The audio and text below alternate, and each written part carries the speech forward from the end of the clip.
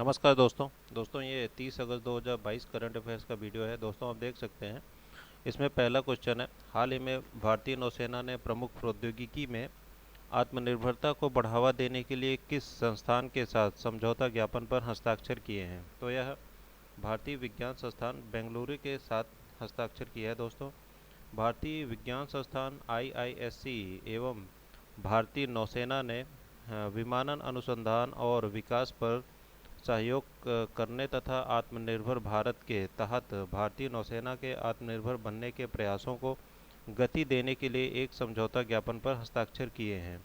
इस समझौता ज्ञापन के तहत डिज़ाइन और शिक्षा प्रौद्योगिकी सहित एरोस्पेस, वैमानिकी इंजीनियरिंग के क्षेत्र में सहयोग किया जाएगा। अगला प्रश्न है दोस्तों, हाल ही में भारतीय सशस्त्र बलों की जीत का जश्न मनाने के लिए कारगिल के द्रास में किस युद्ध पॉइंट को गन हिल नाम दिया गया है?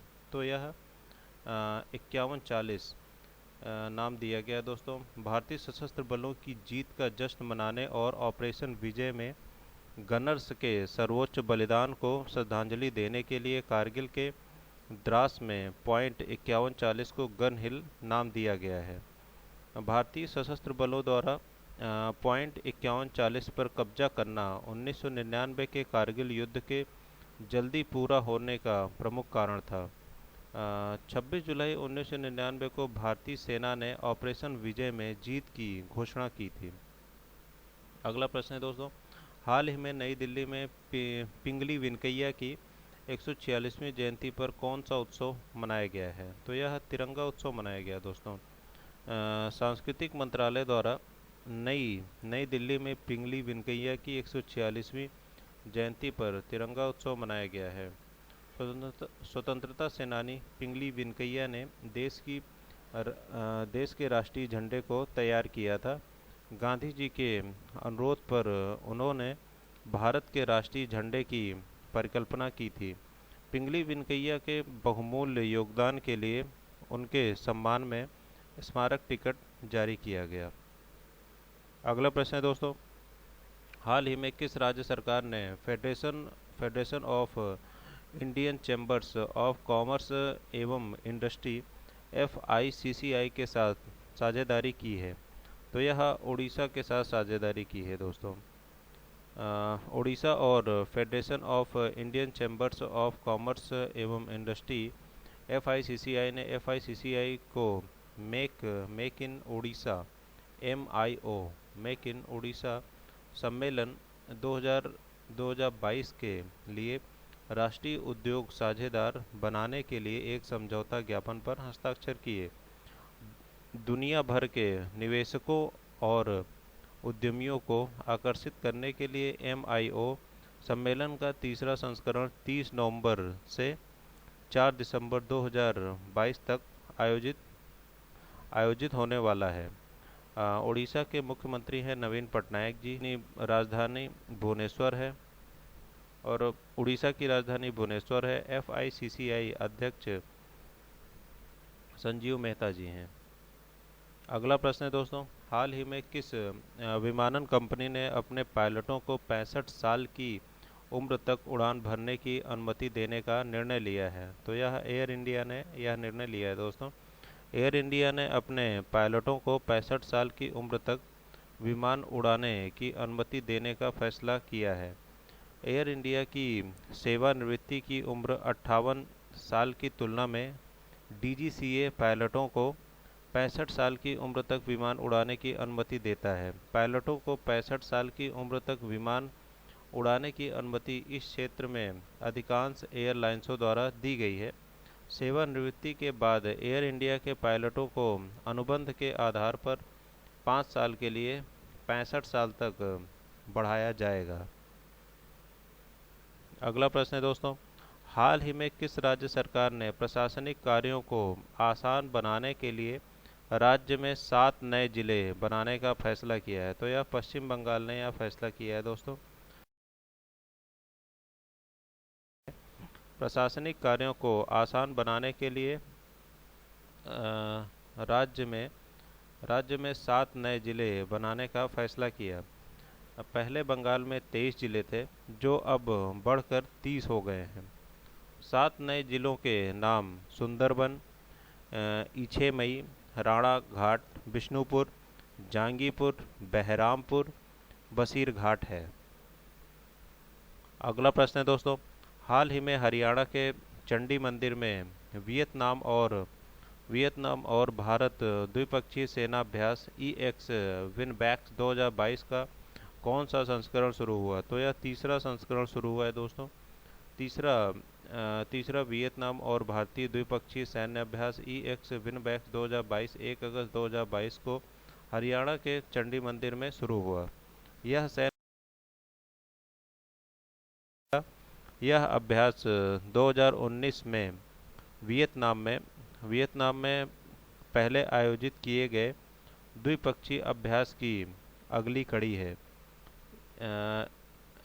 एक्स विनबैक्स 2022 का विषय employment and de-employment of an engineering company and a medical team as part of United Nations contingent for peacekeeping operation है। अ, अगला प्रश्न है दोस्तों, हाल ही में पत्र सूचना ब्यूरो PIB के प्रधान महानिदेशक के रूप में किसे नियुक्त किया गया है?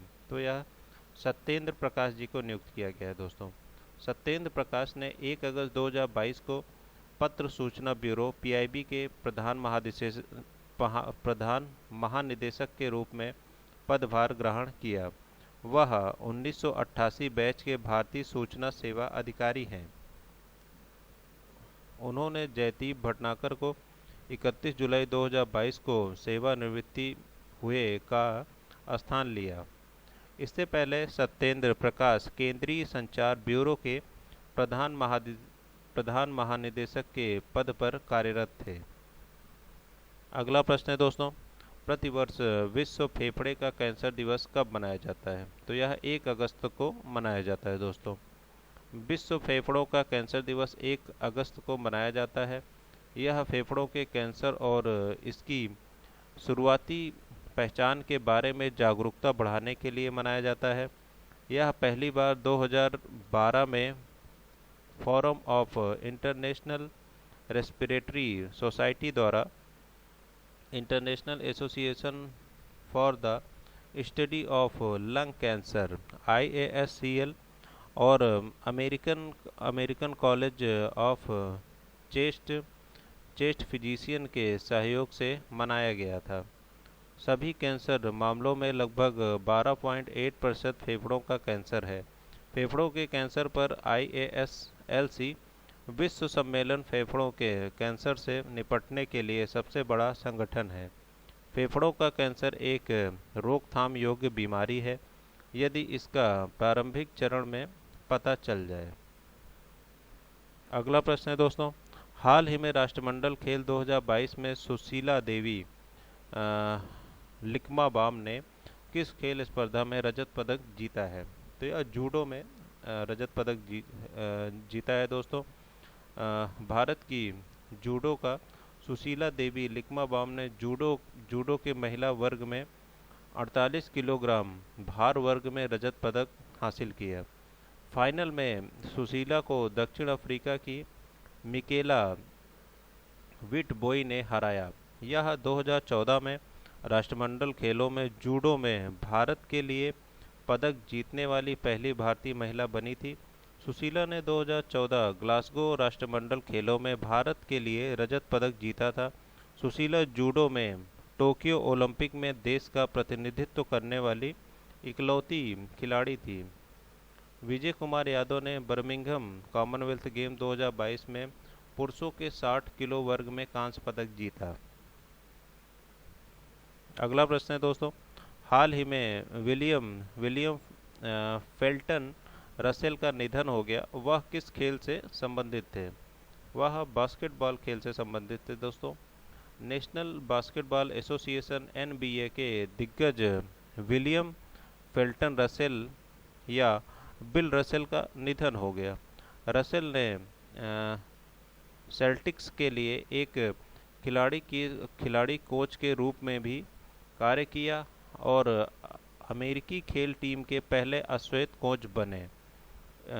उनके द्वारा जीते हुए हॉफ ऑफ फेम पुरस्कार 5 बार, मोस्ट वैल्यूएबल प्लेयर पुरस्कार 12 बार, ऑफ स्टार पुरस्कार 1956 के मेलबर्न ओलंपिक स्वर्ण पदक भी उन्होंने जीता था।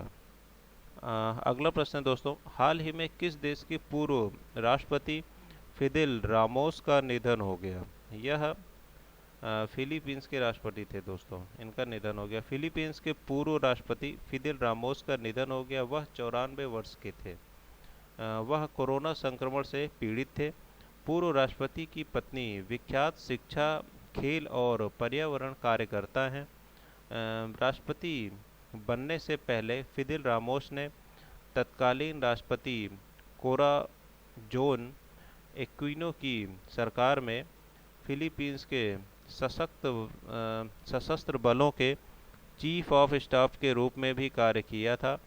इसके अतिरिक्त वे रक्षा सचिव भी रहे। रामोस साल 1992 से साल 1998 तक फिलीपींस गणराज्य के 12वें राष्ट्रपति रहे थे। फिलीपींस के अभी के राष्ट्रपति हैं दोस्तों रोज बिल्ट्रिक्स क्रूज एंजल्स। दोस्तों आज का यही क्वेश्चन है दोस्तों। नमस्कार। आपको वीडियो कैसा लगा आप ज़रूर बताएं। Thank you.